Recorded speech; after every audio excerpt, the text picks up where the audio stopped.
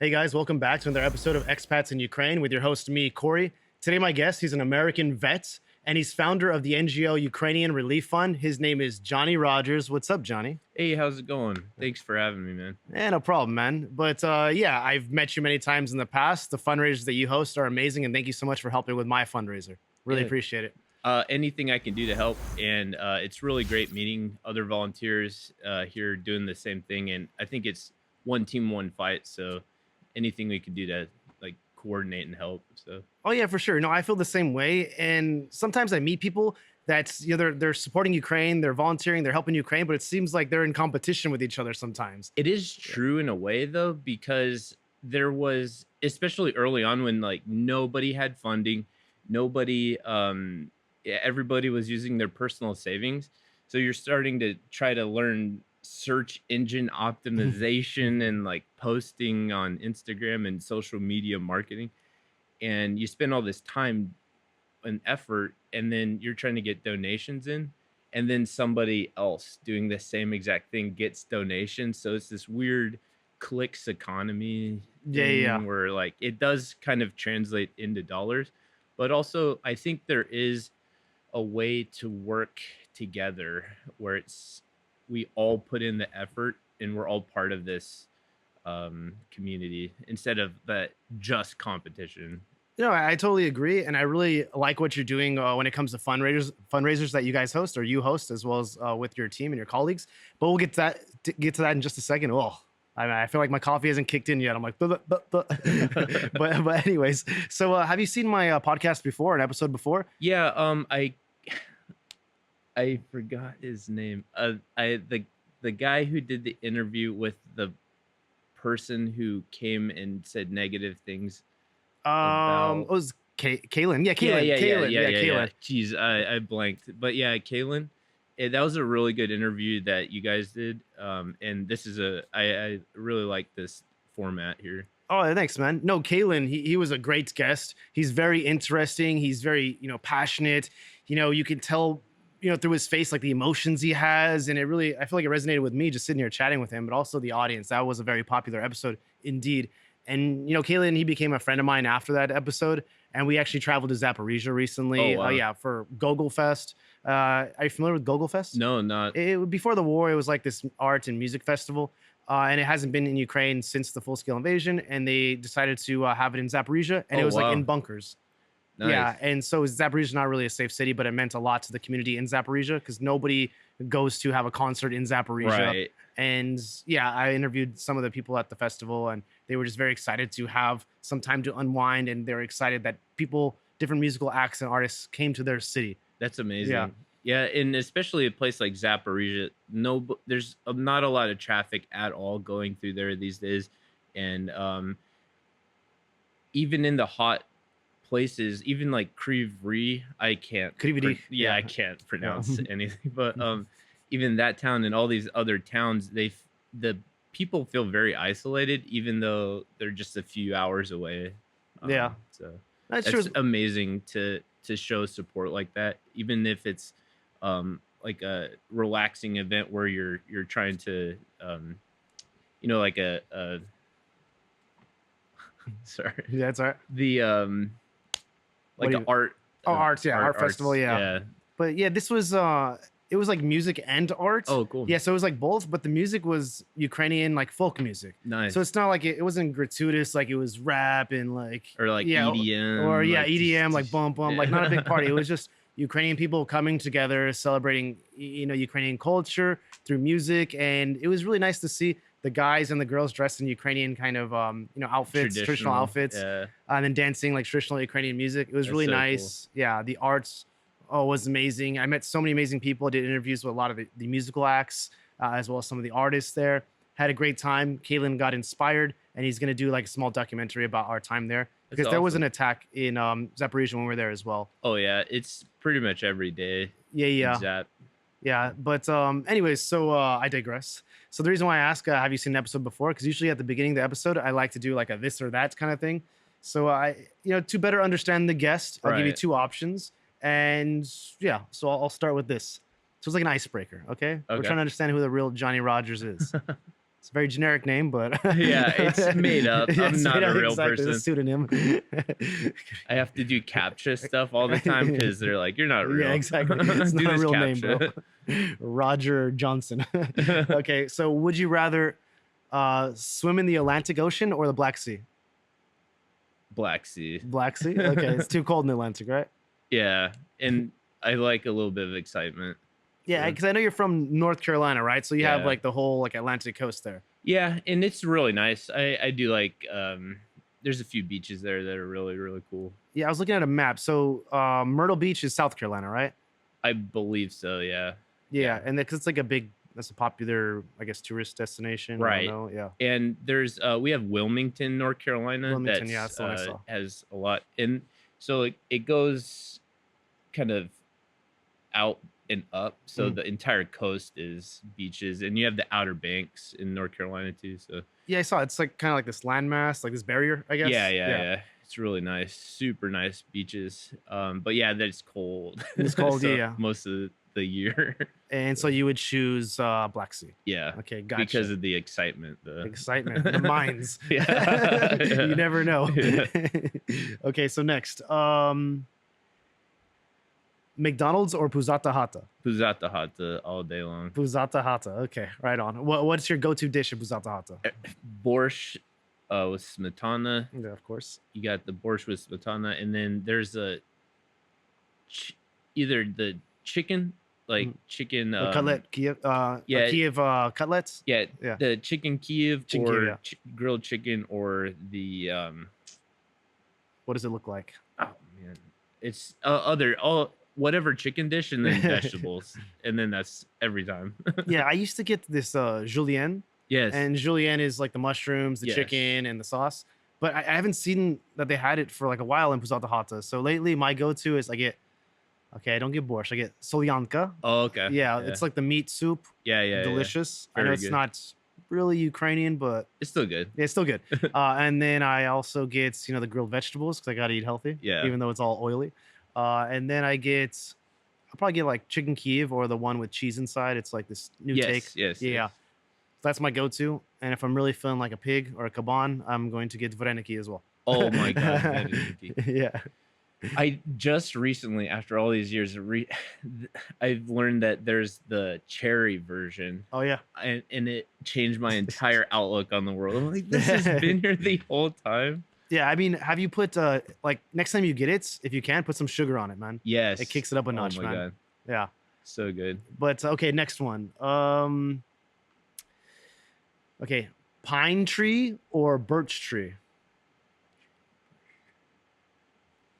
I would say birch tree. Birch tree. Yeah. So the reason why I say pine tree is when I was looking at information about North Carolina, Yeah. I guess the tree of your state is a pine tree. Oh yeah, there's a tons of pine, and they're all at the same level because they've at one point been all cut down at some point and replanted. So you could, when you're driving, it's like every tree's at the same height basically. Actually, on Reddit, I read an interesting fact recently. They're saying that almost every tree in the U.S., the oldest, I mean, it's about like 160 years old because they typically like cut down all the trees and they replanted them. Every single tree from coast to coast basically has at one point been cut down. In North Carolina, there was a few stumps that were just massive stumps that were around for hundreds of years. It would be cool to have had one of those left, but yeah. I mean, there's like the forest in Northern California.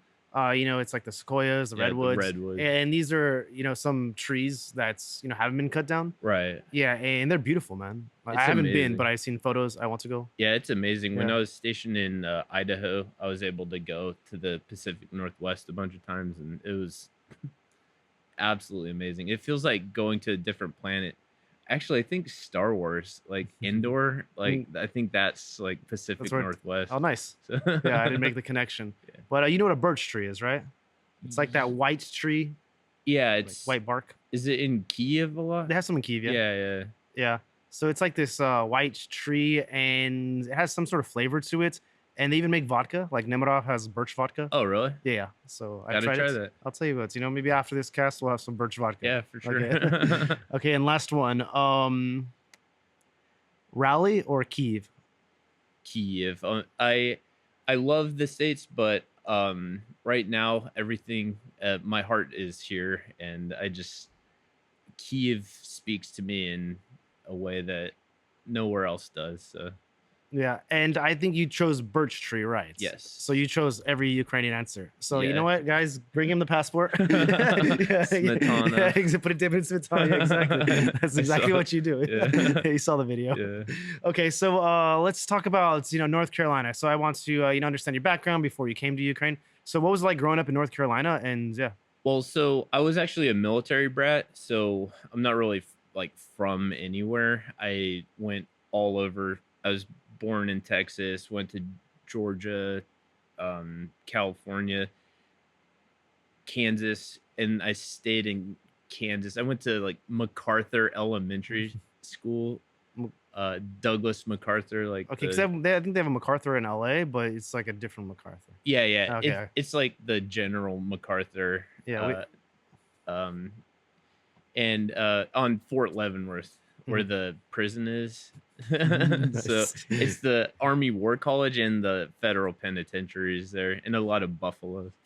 And then we went to Japan and Germany, so kind of all over the place. And I just kind of ended up in North Carolina, contracting with aircraft for years and years, and you just follow the contract. And all of a sudden just found myself in North Carolina. It's a really great state. I absolutely love it. You got your mountains, your beaches, your cities. So Yeah, I think I've been to about like 30 something states, but I've never been to North Carolina or really? South Carolina.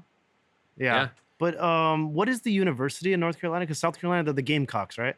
Yeah, I thought it was hilarious. Like there's Gamecocks. there's a few. There's a UNC. Oh, UNC, the Tar Heels, right? Yeah, Tar okay. Heels. Jordan went there. Oh, okay. Yeah, he did. Yeah. Okay. UNC, and I'm gonna get fried for this. Uh-oh. UNC, University of North Carolina, Tar Heels, and North Carolina State. NC State, yeah, that's right. NC State. NC State, okay. And I went to UNCG, University of North Carolina, Greensboro, and I finished my degree as an adult. So just recently, I think last year, I finished it. It was maybe a decade to finish it. I did some classes in Afghanistan, and then here I did some remote classes, and then I finally went back for one semester last year. Couple of months. Yeah, I'm going to talk about your time in Afghanistan in just a second, like military stuff. But while you're growing up all around the world, it seems, did you learn anything about Ukraine like prior? Not at all. Not at all. I had never met a Ukrainian. I never heard about Ukraine. I couldn't point it out on a map.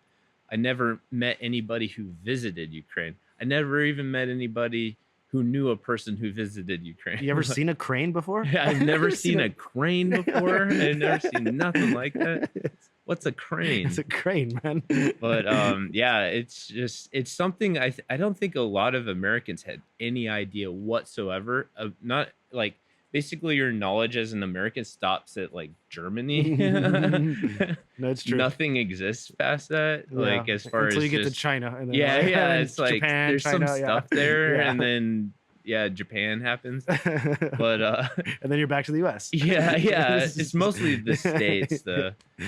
A lot of Americans don't know about other US states. Yeah, because we have like in the US, we call them like flyover states. Yes. So when you're flying from one coast to the next, these are just the flyover states. It's the same like, Europe to like, China. It's like these are the flyover countries. When I knew it, but the moment I got my orders to go to Mountain Home, Idaho, I was like, what the heck is that? Is that by the Great Lakes? Like, what's Idaho? Yeah, it took me a second. Like, oh, no, it's Iowa. Oh, yeah. Way over here. Yeah, Idaho. They have potatoes. That's what I know. Lots of them. Yeah, I've never been, but it's just a mountains potato. of potatoes. Mountains of big mountain potato. You have like a potato house. Yeah, Mountain Home. It's just really flat with mountains of potatoes. Okay, right. They like snow on the top. Yeah. Okay. Well, okay. Anyway, so okay, so you didn't learn much about Ukraine, but I feel like Ukraine wasn't on anybody's radar, especially before 2014. Right. Because I remember watching the news and there were talks about the revolution. And then I came to Ukraine, so I was like very plugged in. And so I don't really know what was going on in the news, in the US after that.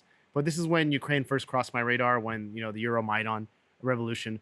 Did you hear about this? Were you watching TV or the news around this time? Not really. I got out of the Air Force in 2014, and then I started contracting. So it was really, a lot of Americans, I believe, too, they're just really kind of involved in their own little ecosystem. Mhm. And of course, there's some stuff on the news. You have your like CNN and all of these other, um, news blurbs, Yeah. and there's like this Crimea invasion and all of this stuff, and so there's like this passive awareness, but it seems so distant. It seemed like this other planet, something else happening, and then like let's go work our 12-hour shifts and 7 days a week, and you just I don't know. It's very easy to just pass several years in your own little existence, Yeah. and Well, it's true. Like a lot of Americans, they live in like their own bubble. yeah, And this is why it kind of, I guess you develop maybe not fear, but like less empathy that for people that are different than you. For example, when it comes to supporting Ukraine, they're like so far away. Why aren't we helping in my community? right, Yeah, and this is what I don't like. It's like an isolationist kind of mentality. yeah. Yeah, America number one, stuff like this. But either way, so you're military. Your father's military. You were saying. Yeah. So this is why you decided to join the Air Force, right? Yeah, yeah. Well, I graduated high school, and then I just kind of was partying around for a few years aimlessly, Nice. and then couch surfing, wearing out my welcome at people's places, like waking up, like doing dishes and sweeping, like, hey, what are we gonna do today, guys? And then I ran out of money, and I called my dad. I said, what should I do? And he was in the Army, and he said, join the Air Force, son. So I was like, okay. I went to the recruiter and signed up, and it was for a aimless, penniless kid. I ended up 22 years old. Not, I had like $7 and worked at like a car wash for extra money. And yeah, it was amazing. It gave me a skill, gave me some direction, kind of a kick in the butt to just be motivated, Mhm. and a lot of really, really good skills learned from there and experiences. So what's the process like of joining the military, the Air Force in the Oh, US? Because I remember when I was in high school, I had a recruiter that was like following me around because I right. expressed some vague interest. I took a test, and then she'd show up the door of my house, and so my Yeah. grandpa like, tell her I'm at home. Yeah. But Yeah. So there's people that want to sign you up, and there's kind of a meme about like, oh, they'll say anything to get you in or whatever, but it's they have to tell you straight up, like, this is what you're gonna do. There's some stuff they can kind of get away with, like, oh, you're gonna be a hero or something that's like a little vague, but they have to on paper tell you what to do. So you read the paper. Like, they may say some other stuff, but if it's on the paper, Mhm. then that's what you're signing up for. But yeah, so you get a recruiter, they give you all your options, you take a bunch of tests to see your aptitude, uh, aptitude generally, aptitude in language, mechanics, and all of this stuff, and they're designed to place you in a group, and then they give you your options. So also, if physical tests like color vision, depth perception, stuff like that can limit your options heavily. And I really don't know why color vision would limit you for like infantry or Mhm. like these types of jobs, but Oh, maybe like the armbands. I don't know. Can't see. I don't That's know. only the first thing I thought of. Yeah. Maybe, but I mean, I can see Crayola colors as a color vision Yeah. deficit person. Like, if it's red, I can see that, but if it's like salmon, or it Mhm. may be a little difficult. But yeah, so then you go through, you get your basic training out of the way, get your tech school, and then you go off to your duty station, and then join the real Air Force. Okay, so how was training camp for you? It was kind of fun in a way. It was not fun in a lot of ways, but all in all, it's pretty fun. Very physical. I like exercise and all of that stuff, so that wasn't really a problem. Um, just, it's, you have to be taught how to do everything and do it now. Don't think about it. Don't question it. Do it now as a team and put the team before yourself. So there's a lot of silly stuff you have to do, but it's kind of for a purpose. Some stuff actually isn't for a purpose. It's just to mess with you Yeah. to earn your stripes. But yeah, it's really, really nice time. And learned I was actually a linguist at first, and I went to Monterey to learn that. Cross train or Mhm. went to another tech school because there's it's a really difficult job, and I passed the whole exams except for one, and then they're like, "That's it, get a new job." I was like, Did you okay, have a call sign at this point? no, no, no. So in the U.S. military, you don't. It's not like here. Oh, okay. So here, everybody has a call sign, nickname, and whatever. And I think it's kind of for like operation security because like you can get targeted heavily for and somebody could direct a missile to you here. So it's a little. I think it's a really good idea for people to kind of go by call signs and stuff here.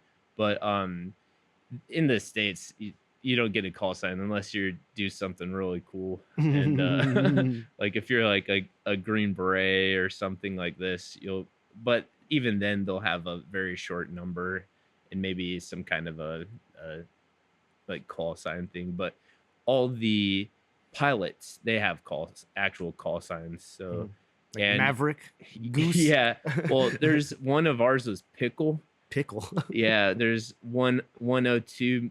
There's 102 millimeter was somebody's name. Oh, You don't get of course. you don't Yeah. get to pick your call signs. So. Yeah. But so when I was talking to one of my friends, do you know what SEER training is? Yeah, survival, evasion, resistance, escape. Yeah. So during the SEER training, they were saying that they, prepare you for in case you're a prisoner of war. They teach you how to survive. And they were saying that they teach you the tactics of typically what the Russians would do to you, in this like scenario, you Yeah, know? Yeah. And so like the reason why I bring this up is when you're doing your training in the US military, are you trained specifically for against an enemy that is maybe like Russian or Chinese or just enemies in general? And in general. So our SEER school is to just a threat. So if you're behind enemy lines or whatever, and so the S survives. So you have to be out in a environment. The environment is continuously trying to kill you, so you have to learn how to not die just out in the elements. Evade is to evade detection. So you learn how to use the land, the terrain to conceal your movements. And then resist is if somebody locates you, do not go with them yeah. and do everything you can because that's your opportunity to change the outcome. Hmm. And then if you are captured, then you need to try to escape at every single opportunity possible. Yeah. Because Sean Pinner? Yes. Okay, yeah. So Sean, he was on the podcast as well. He's explaining his story, and so he went through the SEER training in the U.S. before he was, captured in Mariupol. And so when he was captured, he said, they tied him up. They took all of his stuff because he got caught by DNR troops, and so he saw his watch. They took his watch. They took his hat. They took his jacket because they were wearing like shitty, stuff, equipment. They had bad equipment. But anyway, and so he said when the Russians came, they're like geared out, have the best equipment. And then right when they saw him, they were going to take him to like the next place. And he knew that he had to try to escape before they Yeah. would take him because he knew he was going to get taken. And they stabbed him right in the thigh. Fuck. Yeah, so they stabbed him right in the thigh, and because they understood that, he's going to try to escape because Yeah. he has like some training. Probably he's dressed like really nice, and so we better, make it so Limit that his yeah, options. exactly. So he's like, yeah, looking back on it, that was smart. He's like, that's smart by them because in my mind I was trying to escape because I know if you go to the second site, you're more than likely not to come out back from Right. it. Yeah. But luckily, he survived 7 months, like in as a prisoner of war. Wow. Yeah, in captivity. He wrote a book. Yeah, I still haven't read it yet, but yeah, I heard it's very interesting. You know who Adam Kinzinger is? Yeah. Yeah, Adam Kinzinger was a big fan of his book. He reached out to him, Wow. and yeah, I'm a big fan of Sean. And so yeah, whenever Sean has like interviews, I always watch them. And he had an interview with Adam Kinzinger. Yeah, Wow. Yeah, and yeah, Adam Kinzinger was asking some great questions, and it was very insightful for Sean's experience because they were talking about SEER as well. Because I guess Adam Kinzinger was former military, Yeah, I and he went through think SEER. he was a pilot, I believe, and all the pilot. I'm just a regular guy. I didn't go through SEER. Mhm. I was a mechanic in the Air Force. So I may have gone through for other stuff like the linguist thing. Mhm. There was this pipeline of training that would put you through SEER training, but then they did a reverse pipeline. So I was just a linguist Mhm. and then had to go to be a mechanic. Regular guy, didn't do SEER. Yeah, Just yeah. want to make that clear. Yeah, and also yeah, speaking of this, interview with Kinzinger, like he had this joke they told Sean, and I thought it was hilarious. He's like, you know what's the politics in Ukraine, Kinzinger said this. The politics in Ukraine, they have like a very contentious society. If you put two Ukrainians in the same room, and if they're there long enough, they'll form three political parties. I thought it was like That's hilarious. fair. Yeah. That's a fair assessment. Yeah, that was hilarious. But okay, so you're in the Sorry. military. When did you get out of the military? 2014, and then 2014. Okay. yeah, basically I was looking at trying to do some advanced training that didn't happen, and there was this crossroads of re-enlist or get out, and there's a lot of options for uh, aircraft structural craftsmen, basically uh, sheet metal. I fix the sheet metal on aircraft, and so there's a massive deficiency in manning for that. So all maintenance facilities need sheet metal workers. So instead of me having to send out a bunch of resumes, there's a lot of companies that would go to me for job offers. And, I just had one right at the exact station that I was at. And I was like, you know what? I'm getting out. I'm taking this contract. Did that for a while. Went to Georgia for a while, and then North Carolina, worked on C-130s as Mhm. a civilian after I got out, and then like Saudi, North Carolina, then Afghanistan. Okay. So So Afghanistan, you were working as a civilian, a yeah. contractor. Okay, right on. So what was your first, I guess, not interaction, but your first exposure to Ukraine? So I was in Afghanistan and I watched the Chernobyl HBO thing like so many other people did. Uh What year was this? This- I think I think it had come out previously, but I watched it in like 2018. 2018. Okay. And then so I'm sitting here watching this thing. I'm like, this is just crazy how this part of the world, like what is this part of the world? And then I tried to get any information about it. And then there was some about the 2014 Euromaidan, and it was just very limited information. And then so in Afghanistan, I had a 90 on 30 off rotation of work, and I was looking for a place to go. And I had never been to Ukraine. I had just watched this documentary, and then I'm trying to Google like hotel prices and stuff. I'm like, this cannot be this cheap to go to this place. This is an amazing, like everything is so cost effective here, and it's like quality hotels. This food looks great. So I booked a flight to Borispol Airport, Mhm. and um, I'm not gonna say where the connection was through. And then I went through to Borispol Airport. I land I'm just really stressed out because all of the writing is different. I don't know how to not a single smile. Not nobody Yeah. smiles like in America you smile just Yeah. Anyway, hey, how like are you? for no Yeah. reason, I guess. You're just sitting there. So it's just like something completely different than where I had been before. And then I I get scammed immediately too. How'd Like you get scammed? the classic taxi scam. Like it Ah, happens. It's not just yeah, in yeah. Kyiv, but it's everywhere. Where like, of course, this guy is a tourist, and then Mm, they're like $100 to go from Borispool to Heathrow Park. yeah. So Damn. yeah, Yeah, I'm like, that's oh, it's of a good one. course. Yeah. And he's like, no, no, no, give me the nice one, no wrinkles. I was like, oh, okay. Really? Yeah.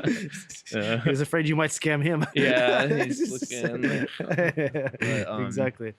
Okay, so you were here for how long? uh, like 3 weeks. And that was 2018? Yeah, Okay, so what was it like for you? it was amazing. So, the first day was kind of, I don't know, like, I guess you could say scary. Like, it was like, I just had no, it was just me alone in this place. And I didn't drink or anything because I was like by myself. So I was just going around seeing all this stuff. And you just start talking to people, and they're just so nice. Like, everybody's so nice. And I don't know when it happened, but then there's just this realization of kind of, oh, this is like a really interesting place. This is like, everybody's so nice. And um like, if you get a friend here, it's not like everybody's your friend, but friendship means so much more than a lot of places. Like, it's so difficult to to explain, but like, I really believe that if you have a proper, like, a friend in Kiev, they are more like a kind of family level of a friend. Like, they will do whatever No, and help you out no, you're absolutely right. I feel and like care and talk and go the extra mile. Sorry. oh no, it's fine. No, you're absolutely right. Because I have friends in the U.S., but we call everyone friend. You know, a guy you just Yeah. met. Oh, that's my friend. Coworker, Yeah, which is friend. like, Yeah, and over here, friend. You know, it carries some weight. yeah. And so whenever people call you a friend that is Ukrainian, it means something. And whenever you're on this friend level with the Ukrainian, you can ask them for help, and they'd be more than ready to help you. In the U.S., sometimes I would ask my friends for help. Hey, can you help me maybe move? Can you help me with this?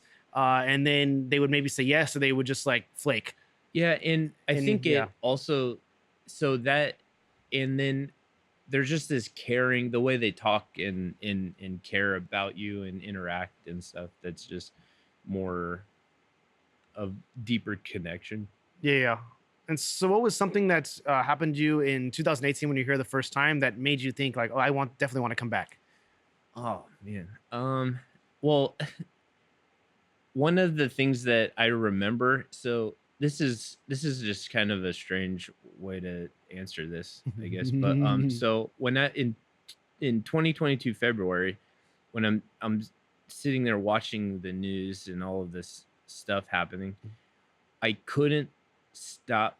I remember this one moment in 2018 that really stuck with me, and I don't know why it popped back into my memory, but it was a really, really funny movie memory.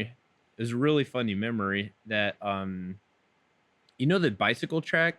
Yeah, The Velotrack. I was there 2 days ago. Yeah, I was there yesterday. Oh, really? Yeah. Yeah, But the pizza place? yeah. I love Yeah, that. It's like my favorite it's pizza place in all of amazing. Kyiv. Lemonade is Oh, I outstanding. haven't tried that. No. Get some strawberry lemonade. Okay. But so there, I was walking with my friend at the time, and then this baby was being pushed in a stroller. The baby yawned, and then I caught the yawn. Mhm. It was like, yawning, and then it was like, did you just catch a yawn from that baby? It was like, it was just like this silly, weird Yeah. interaction, and then like, so then this invasion is happening, and then just this beautiful day in 2018 with all these amazing people that are just, I don't know, like, Kiev seems like almost an island vibes of like, you Mhm. know, it's fun, relaxed thing.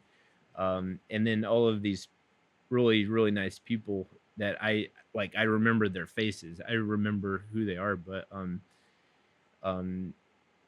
I think that a few times I just was sitting there enjoying this food, and just, it's like the architecture, the old world Yeah. stuff that isn't really great, like the Soviet stuff, Mhm. but then we're creating something new, this ingenuity. going to these flea markets and all of this stuff. I can't necessarily say this one moment. I think it was this like exponential increase of like wonderment of Mhm. this like different planet that I've and it's this little secret corner of the world that like nobody I know knew Well, it's about. not a So secret anymore. Everyone right, knows about right. Kyiv. But Yeah. okay, so you were talking about the full scale invasion. So what were you doing, when they invaded, Russia invaded? So they shut down Afghanistan in 2020, I believe. Hmm. And then at that point, I came to Kyiv to visit, and then I went back to the States to. I bought a house. So to get further off track, in when I was in Afghanistan, I bought a house In in Afghanistan? no, yeah, in Afghanistan. Yeah. I bought a house in North Carolina, and then I was on a 90-30 rotation. So, oh, I'll be back in 30 days. And then COVID hit. So then I was there for 479 days straight. in And in Afghanistan. yeah.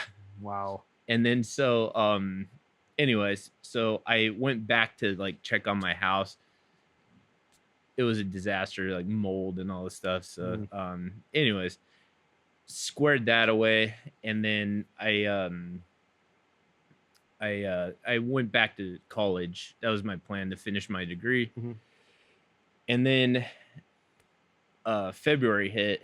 I was uh in college in UNCG, and then I was like, I have to stop everything I'm doing and leave right now. And uh yeah, so basically I stopped. I was one semester away from Oh finishing, wow. but then I was like, oh, okay, put that on the back burner again. And then yeah, so I just packed my bags, filed the 501(c)(3) paperwork, and to start a charity, because I didn't nobody really knew what they were gonna do, Mhm. but we're all coming here to help. So Okay, and you came by yourself and you started like an NGO, like a charity? yeah, and so a lot of people got really hung up on like, oh, you have to have permission, you have to have all of these things in Mhm. line, but just show up, put your feet on the ground right next to somebody else's, and start lifting stuff and helping out. And that's kind of the way forward. And you identify your next step when you take that first step. One step, you identify a problem, solve that problem. You identify 10 more problems, solve each one, whatever you can do. Mhm. So yeah, it It's was really ad hoc, just thrown together. Hey, where are you going? What do you need? Pandemonium. Mhm. The first And so when did you come to Ukraine then? Which month was this? like April. So full scale invasion was February? February. So about April. It took me April. a while to. Okay. And what was like the biggest change you noticed? Um. So the feeling, everything felt different. Everything.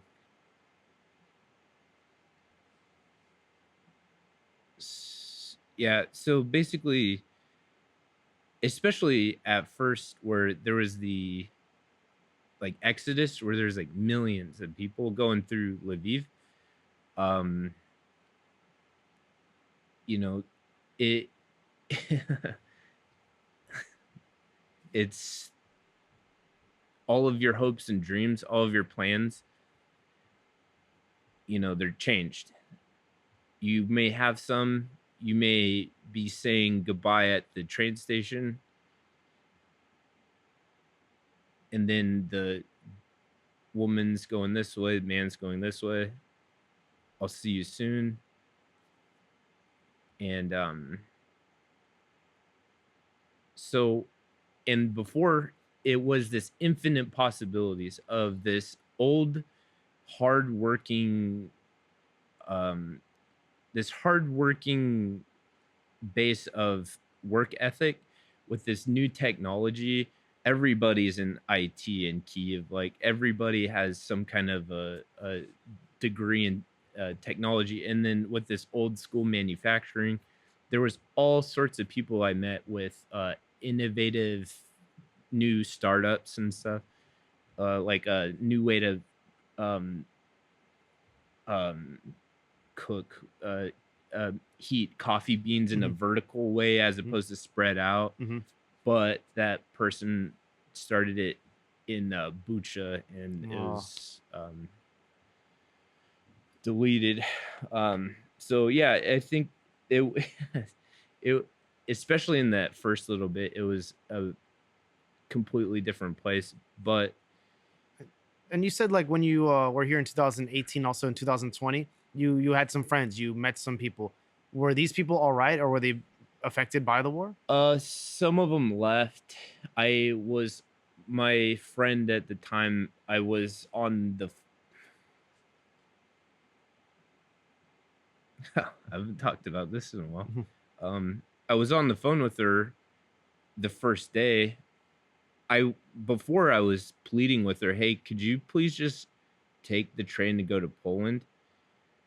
You know, it might be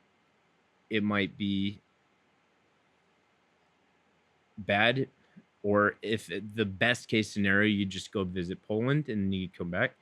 But then the grandma, the family, what do I do? They're not gonna leave. How do I leave? And then they stay. The grandma can't leave. The parents don't want to leave. And then there's this whole thing that every single person in this country had to deal with, where nobody knew what was going to happen. There's rockets flying. The TV tower got hit. All of this stuff. And, I was on the phone with her that whole night, basically just trying to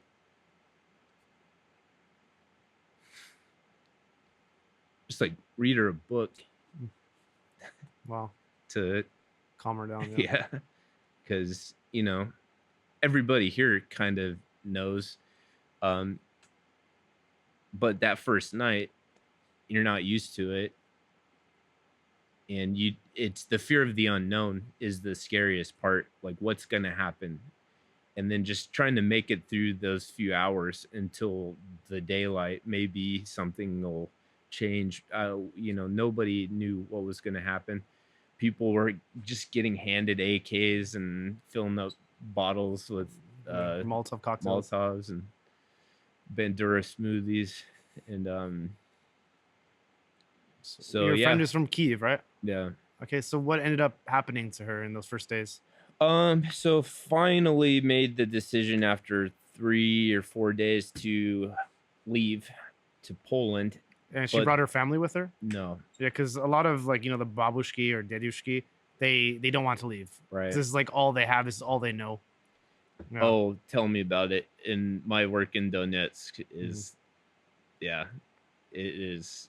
But yeah, imagine like starting over at 80 years old or something like this. Yeah, and there's like no insurance. There's no replacement for the things that you've gathered for your life. All of the stuff in like Soviet times is just handed down. You don't really get to accrue much stuff. So then all of the things you have, that's the stuff you have. And then having to leave your family heirlooms and memories, in your community. It's a major ask, especially if people have health issues as well. So like the grandma, she was not doing very well health wise, and her parents couldn't. I don't really know, but yeah. So basically, the parents, they're staying, grandma staying, and then she decided to leave. And then that was also the exact same time millions of other people decided to leave. I gave her a bad bit of information. I said, take a backpack because you may, you're going over the stuff. Should have got the roller case. But yeah, there was a lot of stuff going on in the trains where men who weren't from here were taking seats. Pregnant ladies wanted to sit down. You're on the train for 20 plus hours, wouldn't let the pregnant lady sit down. Lots of stories like this. Yelling, confusion, anger. It was absolute pandemonium. Well, of course. Then you came here, and then you wanted to start this organization, right? Ukrainian Relief Fund. Yeah, so So how did you get it off the ground? And yeah. so I filed the paperwork in a kind of a general sense of like humanitarian, helping people, medical, because I knew generally what I wanted to do. And then and Afghanistan gave me the opportunity to do anything because I had savings at that time. And then I just started going. I even rented a car for a while. I rented a little duster, the Renault Duster. I would go. I was helping other organizations with their plans. So somebody would have a contact in Kharkiv Oblast. They said, "Hey, we have people there that need food. We have the food here. We're just going to drive it over there." And especially early on, people were driving stuff around a lot without using Nova Poshta, because like, what's Nova Poshta? Like nobody knew what it was. At the Western Volunteers took a while to kind of pick that up, but then yeah, we just kind of got in contact with other people doing the same stuff, loading vans, driving food a lot of the times, because there's a really emergent need, this really need of just nutrition support and water, because you have this all of a sudden 500 people that just lost their buildings and the grocery stores. There's no supplies going to some of these places. And while you're organizing your NGO, Ukrainian Relief Fund, you met a guy, Ryan Ruth. Yeah. So Ryan Ruth, he was the guy that tried to assassinate Donald Trump, and he was in Ukraine for a while. And you met the guy several times, right?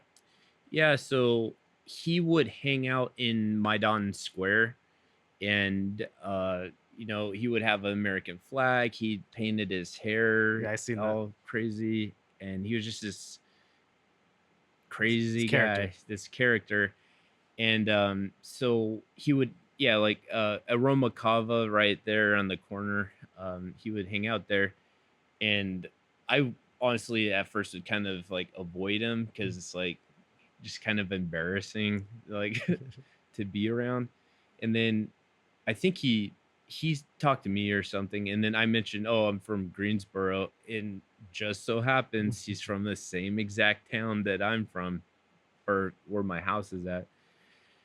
So then, American English, you can hear it. Nobody is there at that time. If they're speaking American accent English, then you usually go up to him and talk. So he introduced himself. It's been a long time. It's kind of like hard to remember everything. But what kind of guy was he? He seemed like very friendly. He was very talkative, maybe. Yeah.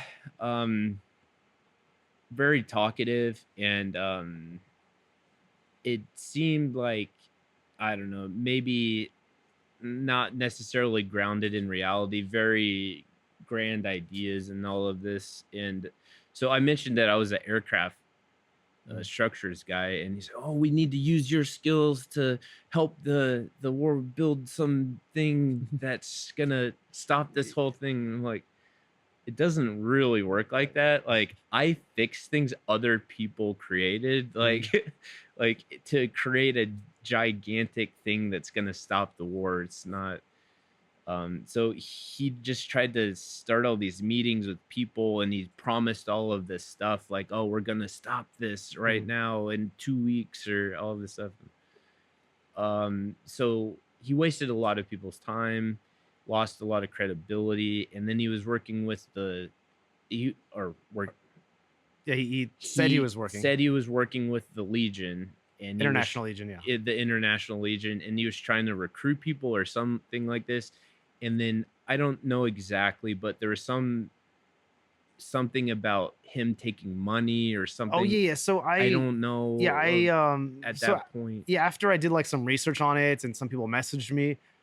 So basically, he was an unofficial recruiter for the International Legion. They told him to stop. So basically, if you want to join the International Legion, you don't have to pay to be recruited. Right. You do maybe like an interview. They check to see if you are the best fit Right. for the International Legion, and then they go from there. Well, basically, he was the middleman. He was taking money to introduce them to the Oh, recruiters. wow. So this is yeah.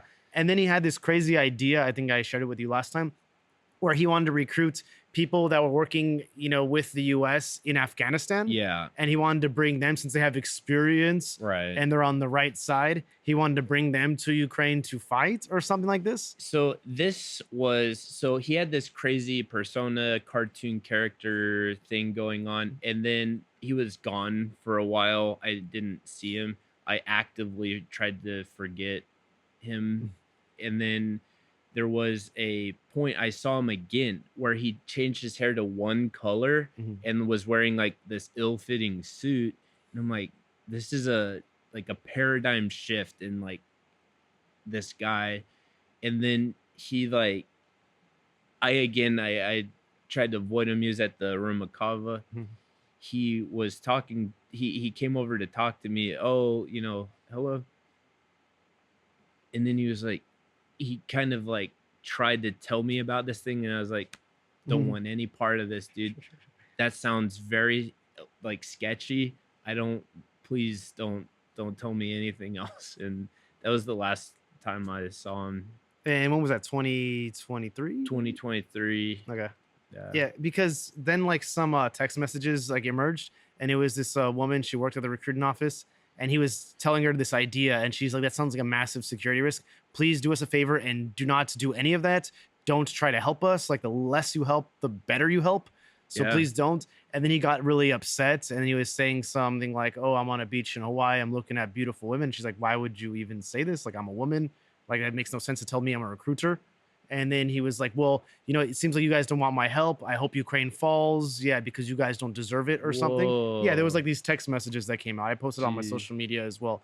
So he kind of like, did like a total 180 on Ukraine when he couldn't, find his way to be a hero, or Yeah. help. And I think that's kind of, the arc of like he wasted lots of time, lots of energy, where a lot of other people in parallel have wasted time and energy where they followed what they thought was right, or they gave all of their life savings to drive stuff around and whatever. But most people do that and they don't expect anything back. They do that because they care. And then I think maybe that may have, I don't know, pushed them over the edge or something. I don't know. I'm not I don't know. Yeah, because there was rumors. I'm not sure if it's true or not. Rumors that he may have been kicked out of the country. I don't know. I Yeah, can't confirm that. yeah. There's like some rumors like this. Well, yeah, I can't confirm it as well. So it's just, well, leave it as a rumor. Yeah. And anyway, so when you heard the news, did you expect that he would do something like this? No, no. I woke up and then I thought it was like you're waking up and then I see my phone and then I see his face, and the same picture was his picture on Signal. So I'm like, what the hell is this guy messaging me about? I thought it was like a message from him, but it's like CNN or some thing. I'm like, no, no, no, no, no, no, no, no. Wait, what? This is the guy? Out of all of the crazy people you met here, that's the guy? This guy? Like, I don't know. It was just the last guy that I would ever have expected to do something like that. He had offered to have somebody he knows watch my house. Yeah. And I'm so glad I didn't have him have somebody Yeah. watch my house for me. Yeah. And it turns out like his son or something like Yeah. this turned out to be like a sleazebag as Yeah. well. They found some Stuff on stuff there. that Yeah. is very illegal. Yeah. And yeah, and he went to jail as well. Yep. Yeah. So yeah, that very well could have been somebody watching my house. So Yeah. it's just I have no real actual connection with that guy. He's just some guy that was here in town, and we just happened to be from the same place. And I was kind of going back and forth on whether I should ever post about that, but I think that it's fine. It happens. Like this crazy person who did a crazy thing was near us at some point. Yeah. So Okay. And what do you think? Like this election, it's very important for the future of Ukraine. And I'm sure you share the same like thought, right?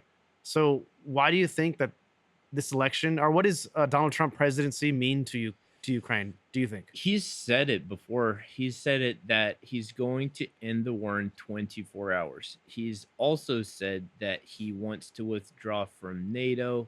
Russia, you can do whatever the hell you want to NATO.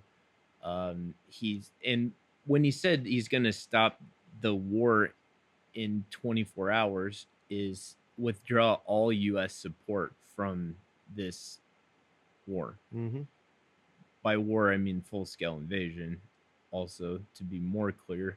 But yeah, it's he's gonna pressure Zelensky into giving up.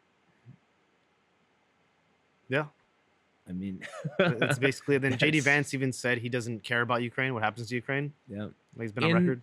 So the Tenant Media thing with the Russian disinformation campaign that has been being waged from the right in the States. It was a company in the United States paying podcast people like what Benny Johnson, Tim Pool, Yeah, Tim Pool, yeah. these people to have anti-American Russian propaganda in the States. Seems like treason to me. Mhm. Seems like taking blood money. Yeah. But you know, So you remember Kalen, right? The guy who was on my podcast. So he used to work for Rebel Media in the US, and he was friends with Tim Pool. He was friends with Laura Loomer. get out. Yeah, of he was town. friends with What? who's the other guy? It's Andrew Tate. Not friends, but they were kind of working in the same field. Right. So they met each other. They would hang out, talk, and he has like Wow. photos with them. And once this scandal came out that you mentioned about Tim Pool, he messaged Tim Pool saying, "Hey, dude, like you're like a POS. Yeah. You know, I can't believe you're taking money. Like, you know, blood is on your hands." And Tim Pool responded to him like via message because they know each other. And he was saying some stuff like, "Yeah, you're in Ukraine, you're a Nazi," and stuff like this. And then yeah, Jeez. Kalen responded again.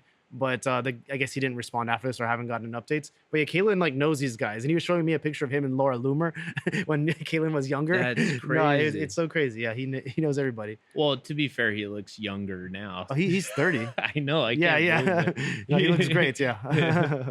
But yeah, so I mean, that's just how is that not? How do you not have your bank accounts frozen and Yeah. you're tried for going against American security interests?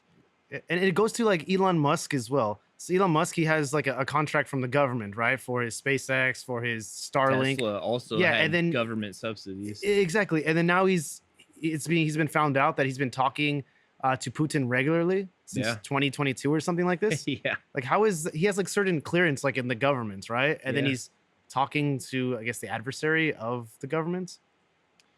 It's Like, crazy. how is he still like And- walking around? And recently, I mean, we've known this for a while, but Russia is giving Houthi rebels actual arms and military intelligence to be able to more accurately hit tankers and British ships. So, I mean, it's clearly the number one active, literal enemy engaging in anti-American security interest is Russia. Mhm. Is it specifically on an American viewpoint?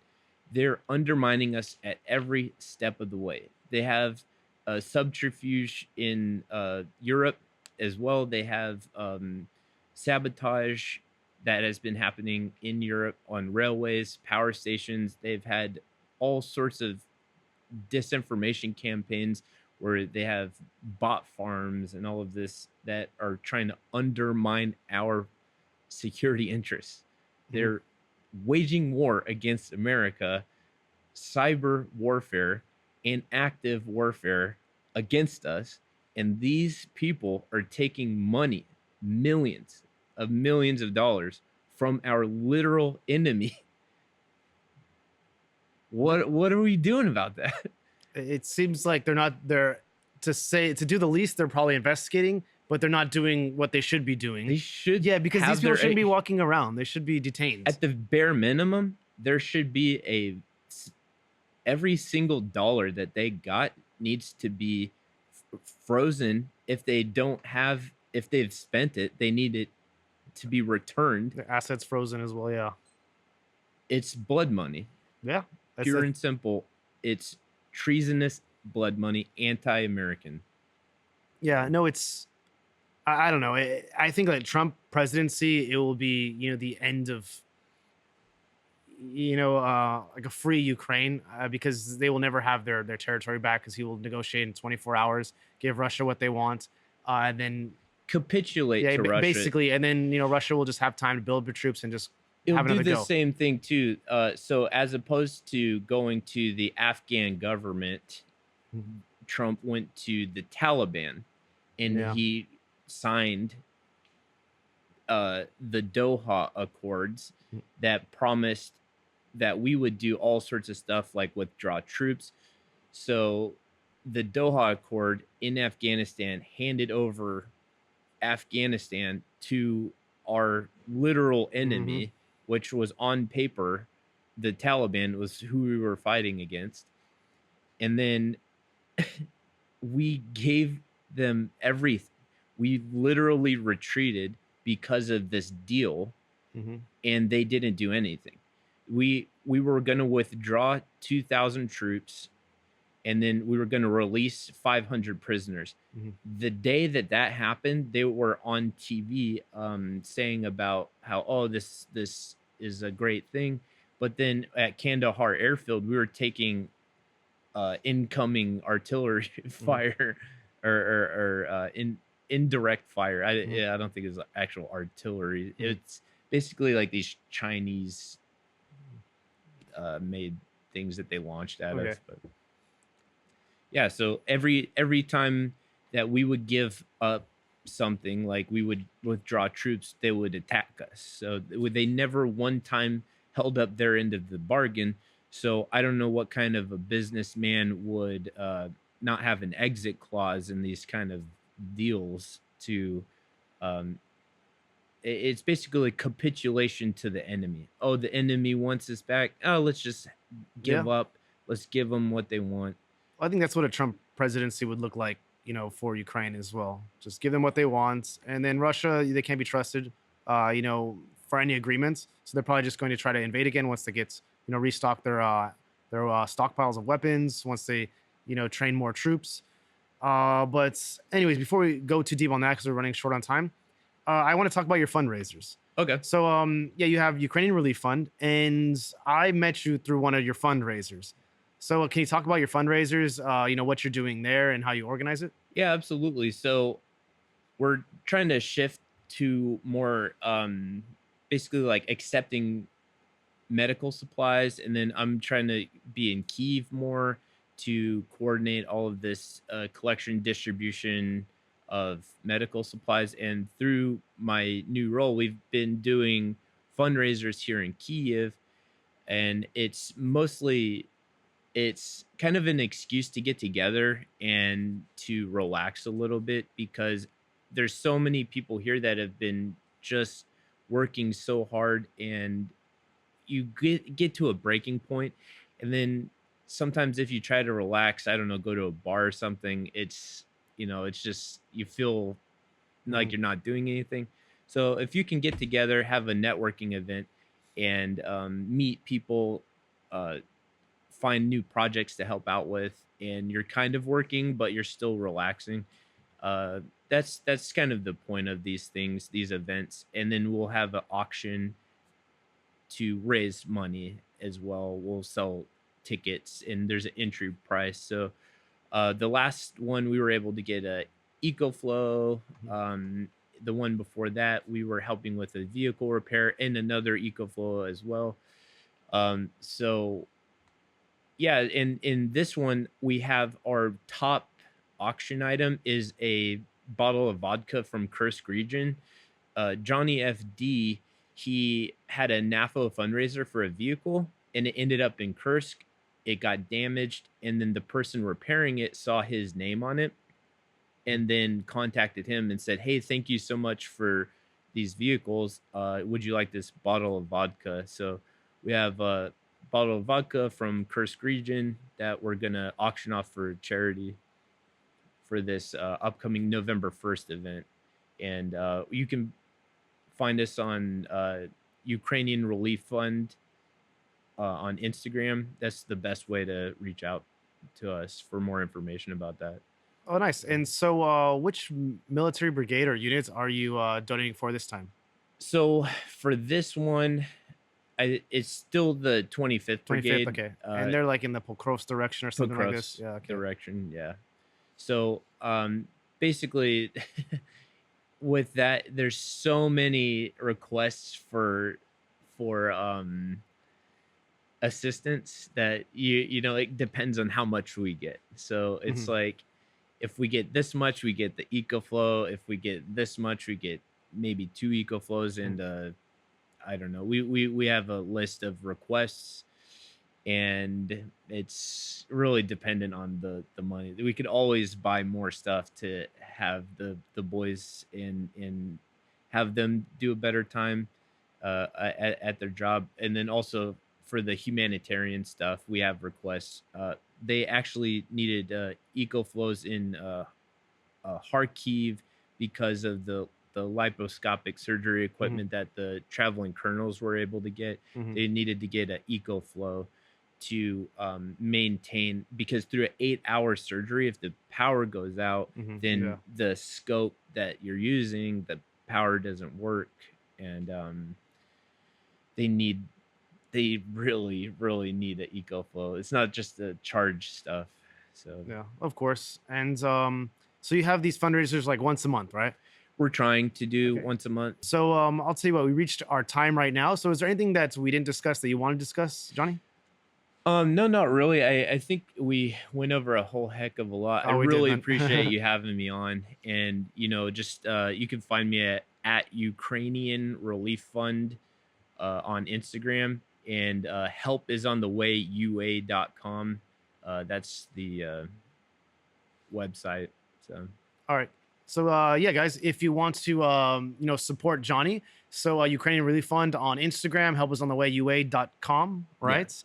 And yeah, and if you're in Kyiv and you want more information about one of these fundraising events that Johnny has more or less once a month, go to Ukrainian Relief Fund on Instagram, message Johnny. He'll give you more information. He'll probably post stories about it as well. So as long as you follow that page, you'll be able to keep updated on these fundraising events. I'll be there, so you have a chance to meet me as well, if that's interesting for you. But Johnny's the more interesting guy between us, I think. No. Yeah. But anyways, guys, thanks so much for watching this episode of Expats in Ukraine with your host, me, Corey. If you like this episode, give it a thumbs up. If you want to see more future episodes with interesting guests just like Johnny, subscribe. And if you want to leave a comment on, you know, maybe how you get in touch with Johnny, or if you want to talk about Ryan Ruth and his adventures in Ukraine, leave a comment down below. Or if you want to just chat with me, let's do that as well. But anyways, guys, thanks so much for watching. And Johnny, I'd like to shake the hand of the guests. Oh, yeah. So yeah, come on down. Thanks for coming out, bro. Appreciate it, man. Yeah.